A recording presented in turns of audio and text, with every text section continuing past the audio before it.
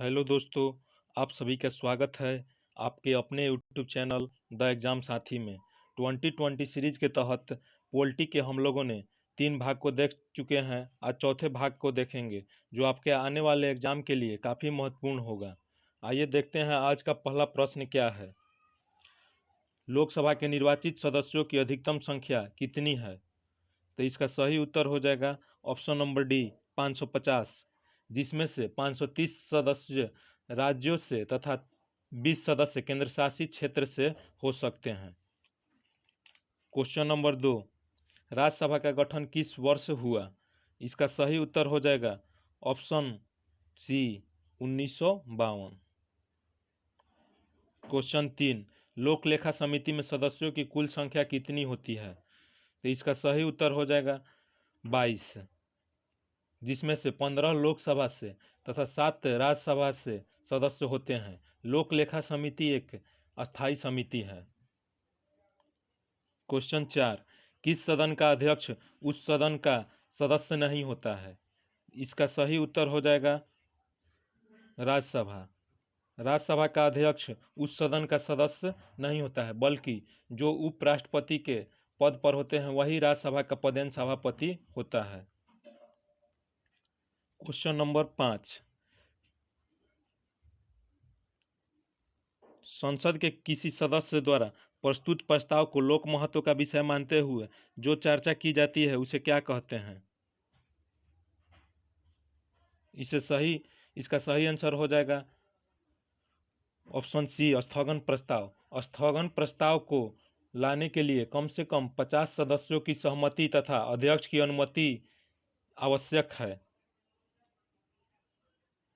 Question 6, मंत्रिपरिषद में शामिल नहीं है। इसका सही उत्तर हो जाएगा कैबिनेट सचिव। क्वेश्चन 7, लोकसभा में किसी विधेयक को धन विधेयक के रूप में कौन प्रमाणित करता है? इसका सही उत्तर हो जाएगा ऑप्शन डी लोकसभा का अध्यक्ष।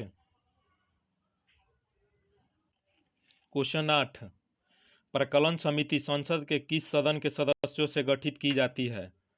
इसका सही उत्तर हो जाएगा लोकसभा के सदस्यों द्वारा।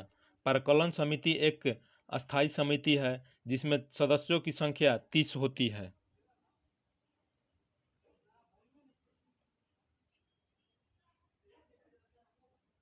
क्वेश्चन 9, संसद के किस सदन में मुख्य विपक्षी दल का मान्यता प्राप्त करने के लिए उस दल के कितने सदस्य होने चाहिए?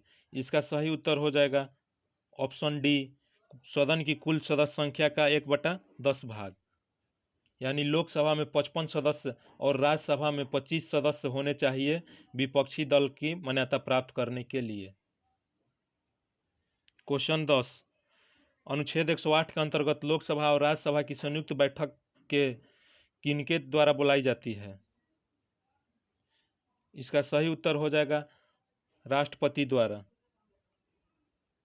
राष्ट्रपति साधारण विधेयक तथा वित्त विधेयक को लेकर दोनों सदनों में मतभेद होने पर संयुक्त बैठक बुलाते हैं।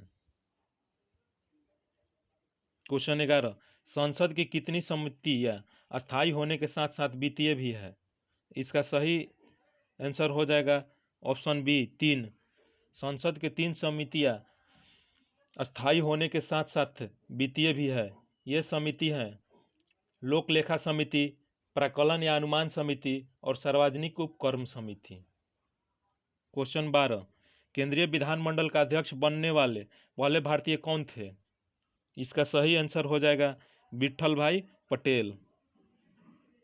केंद्रीय विधानमंडल का गठन 1921 में हुआ था। क्वेश्चन 13, यदि संसद किसी विशिष्ट उद्देश्य के लिए कोई समिति नियुक्त करे तो उसे क्या कहते हैं? तो इसका सही आंसर हो जाएगा अस्थायी समिति। अस्थायी समिति को तदर्थ समिति भी कहते हैं। क्वेश्चन 14, निम्न में कौन सा प्रस्ताव संघीय बजट से संबंधित है? इसका सही आंसर हो जाएगा कटौती प्रस्ताव। कटौती प्रस्ताव विपक्ष द्वारा लोकसभा में अनुदान मांगों में कटौती के उद्देश्य से प्रस्तुत किया जाता है। क्वेश्चन 15, लोकसभा की कार्रवाई आयोजित करने के लिए अपेक्षित कोरम यानी गणपूर्ति क्या है? तो इसका सही आंसर हो जाएगा ऑप्शन सी 1/10। अनुच्छेद 100 में वर्णित है कि संसद की गणपूर्ति के लिए 1/10 सदस्यों का होना आवश्यक है। 1/10 सदस्य उपस्थित न होने पर उस दिन संसद की कार्यवाही रद्द कर दी जाती है। क्वेश्चन 16, निम्न में कौन सा अनुच्छेद संसद को राज्य सूची के विषय पर कानून बनाने का अधिकार देता है? इसका सही उत्तर हो जाएगा अनुच्छेद 249।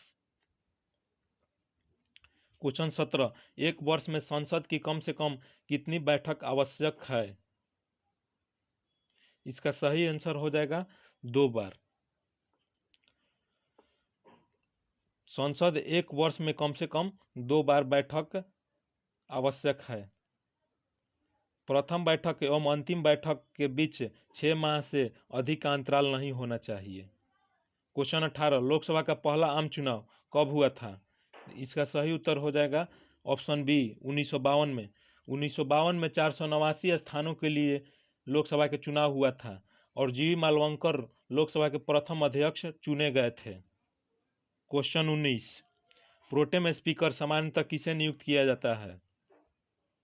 इसका सही आंसर हो जाएगा ऑप्शन सी नवनिर्वाचित लोकसभा के सदस्यों के वरिष्ठतम सदस्यों में से किसी एक को प्रोटेम स्पीकर नियुक्त किया जाते हैं। ये प्रोटेम स्पीकर सत्ता दल या विपक्षी दल किसी भी पार्टी से हो सकते हैं। केवल वरिष्ठतम सदस्य होना चाहिए। लास्ट और अंतिम क्वेश्चन, संसदीय व्यवस्था में शून्यकाल किस देश की देन है? इसका सही उत्तर हो जाएगा ऑप्शन नंबर ए भारत की। संसद की कार्यवाही 11 बजे से शुरू होती है और 11 बजे से 12 बजे के बीच के समय को प्रश्नकाल कहा जाता है और इसके ठीक बाद 12 बजे शून्यकाल प्रारंभ होता है। इसमें कोई संसद सदस्य बिना किसी पूर्व सूचना के लोक महत्व का कोई भी प्रश्न उठा सकता है।